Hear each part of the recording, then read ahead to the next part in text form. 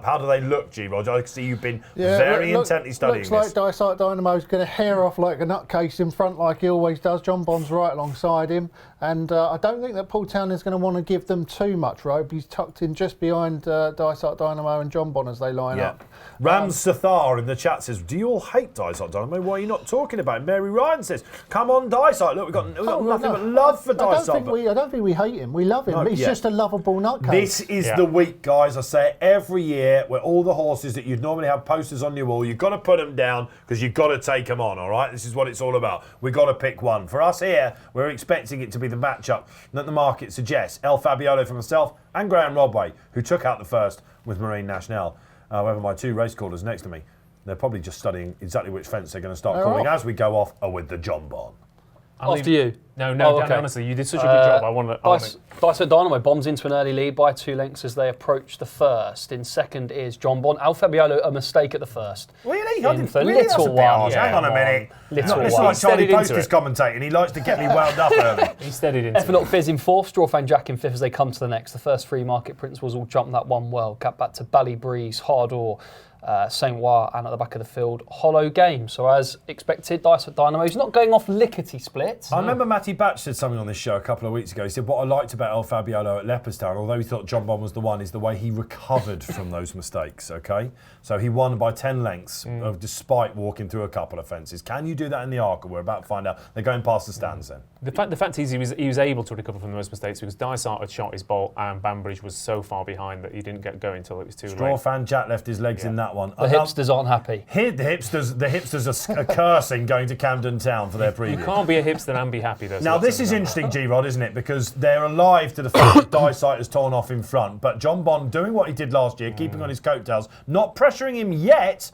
but El Fabiolo also keen not to let the hair get too far in front. I think Jonbon's definitely looked the safer jumper of the big two here. I think El Fabiolo's kind of fiddled his way over the first 3 or 4 fences. Jonbon, in his usual lovely rhythm that he gets into, long stride, and he's jumping beautifully. Dysart Dynamo's well clear at the moment, though, as you expected, 5 or 6 lengths. Hollow Games, by the way, is about 40 lengths off him. He can't go a yard at the moment. Jonbon not great there. No, Dysart Dynamo is winging them, actually, to be fair. It's such a good jumping performance.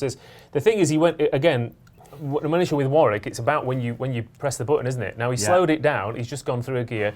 Hind legs there for El Fabiolo. Remember, this is a race that gets won by horses who've been to Cheltenham. El Fabiolo, this is his first visit to the track. And I'll tell you the interesting thing is, she's a Welsh champion hurdle winner at Ephinoc Fizz. She lined up with the 3 that are going on with it. She cannot go the gallop at all. We are in serious top-level stuff here. This is beautiful. This is what you want to see. The top 3 in the betting all coming to the fore. The others can't keep up. Jonbon slightly slow into that, along with El Fabiolo. Dysart Dynamo's got them all at it. Fine, isn't he, Dysart Dynamo? Yeah, he's into about 4-1 Dysart. No shorter than that on the exchange at the moment. El Fabiolo moving alongside Jonbon now. Saint-Ouen probably the one from the back who's trying to creep into it, but at the moment it's still Dysart Dynamo out in front by 3 lengths. Comes the next, winged it. Jonbon again a bit scruffy. El Fabiolo sketchy. Bad mistake from Ephinoc Fizz. Saint-Ouen is on the move, guys. Saint-Ouen is on the move. Dysart Dynamo, at the moment, he's in dreamland. Jonbon in second, El Fabiolo third. Saint-Ouen is the one who's trying to creep into it. So it looks to be between these 4. It's Henderson versus Mullins. In the Supreme last year, Dysart Dynamo fell, but despite how fast he went, he was still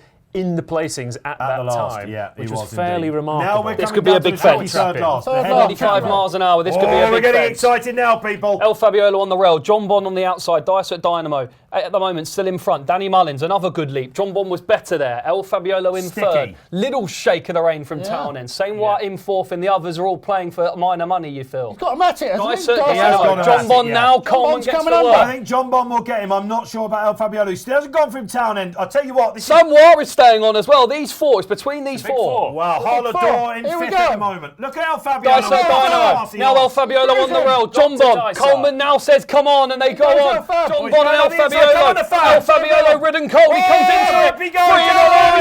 El Fabiolo goes past Jonbon twice to rally. But El Fabiolo, Townend has barely moved. He's made a barely run. He's through. Dysart Dynamo falls, but El Fabiolo sitting off Jonbon. Sam Ross staying on for third. He won the Irish Arkle. He's going to back up in the Arkle. He is the real deal. El Fabiolo, Mullins, Townend win the Arkle. Jonbon second, Saint-Ouen in third. Oh, poor Dysart Dynamo, 2nd year running.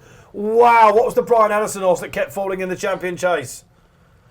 The one that kept going at the same fence every year round.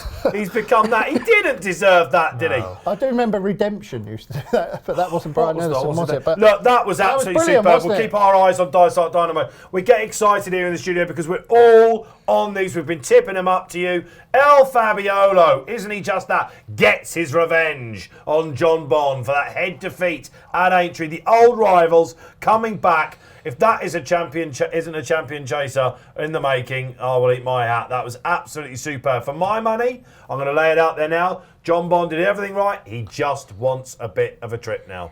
He remains a very, very good horse. But again, like Dysart Dynamo, falling at the last. You couldn't make it up. Jonbon's found one too good again.